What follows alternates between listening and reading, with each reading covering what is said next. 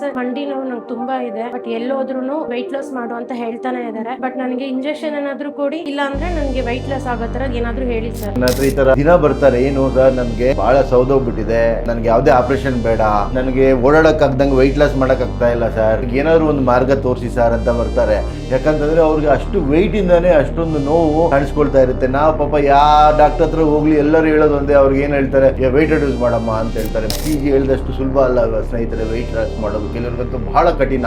ನಮ್ಮಲ್ಲಿ ಇನ್ನೂ ಅವು ಪೇಟೆಂಟ್ ಇದ್ದಿದ್ದರಿಂದ ಅವು ನಮಗೆ ಬಹಳ ಕಾಸ್ಟ್ಲಿ ಇದ್ದು ಇಂಜೆಕ್ಷನ್ಸ್ ಎಲ್ಲ. ಇವಾಗ ಏನಾಗ್ಬಿಟ್ಟಿದೆ, ಕೆಲವುದೆಲ್ಲ ಪೇಟೆಂಟ್ ಎಕ್ಸ್ಪೈರಿ ಆಗ್ಬಿಟ್ಟು ನಮ್ಮ ಇಂಡಿಯಾದಲ್ಲೇ ಜನರಿಕ್ ಇಂಜೆಕ್ಷನ್ಸ್ ಬಂದಿದಾವೆ. ಆಸ್ ಎ ಬೂನ್ ಇಂಜೆಕ್ಷನ್ ತಗೊಳ್ಳೋದ್ರಿಂದ weight loss ಆಗುತ್ತೆ. ಯಾವಾಗ weight loss ಆಗುತ್ತೋ ಆಟೋಮೆಟಿಕಲಿ ಲೋಡ್ ಕಡಿಮೆ ಬೀಳುತ್ತೆ. ಲೋಡ್ ಕಡಿಮೆ ಬಿದ್ದ ತಕ್ಷಣ ನೋವು ಕಡಿಮೆ ಆಗುತ್ತೆ ಆಟೋಮೆಟಿಕಲಿ. ಇದರಿಂದ ನೀ ರಿಪ್ಲೇಸ್ಮೆಂಟ್ ಸರ್ಜರಿ ಅವಾಯ್ಡ್ ಮಾಡಬಹುದು, ಮತ್ತೆ ಸೊಂಟ ನೋವು ಕಡಿಮೆ ಆಗುತ್ತೆ. ಯಾರಿಗಪ್ಪ ಇಂಜೆಕ್ಷನ್ಸ್ ಮೈನ್ ನಾನು ಸಜೆಸ್ಟ್ ಮಾಡೋದು ಅಂತಂದ್ರೆ BMI 25 ಮೇಲ್ಪಟ್ಟಿರ್ತಕ್ಕಂಥವ್ರಿಗೆ, ಮಂಡಿ ನೋವಿರೋರಿಗೆ ಸ್ಪೆಷಲಿ, ಮತ್ತೆ ಸೊಂಟ ನೋವಿರೋರಿಗೆ, ಕೆಲವ್ರಿಗೆ ಆಪರೇಷನ್ ಅಂದ್ರೆ ಭಯ, ಮತ್ತೆ ಅವ್ರಿಗೆ ಏನು ಆತಂಕ ಆಪರೇಷನ್ ಅಂದ್ರೆ, ಮತ್ತೆ ಈ ಬೇರಿಯಾಟ್ರಿಕ್ ಸರ್ಜರಿನೂ ಕೆಲವ್ರು ಮಾಡಿಸ್ಕೊಳಕ್ ರೆಡಿ ಇರಲ್ಲ. ಅಂತವ್ರಿಗೆ this weight loss injection is a boon. Most of the weight loss injections ವಾರಕ್ಕೊಂದು ತಗೊಳ್ಳೋದಿರುತ್ತೆ, ಆದಷ್ಟು ಕಡಿಮೆ ಸೈಡ್ ಎಫೆಕ್ಟ್ ಇರುತ್ತೆ.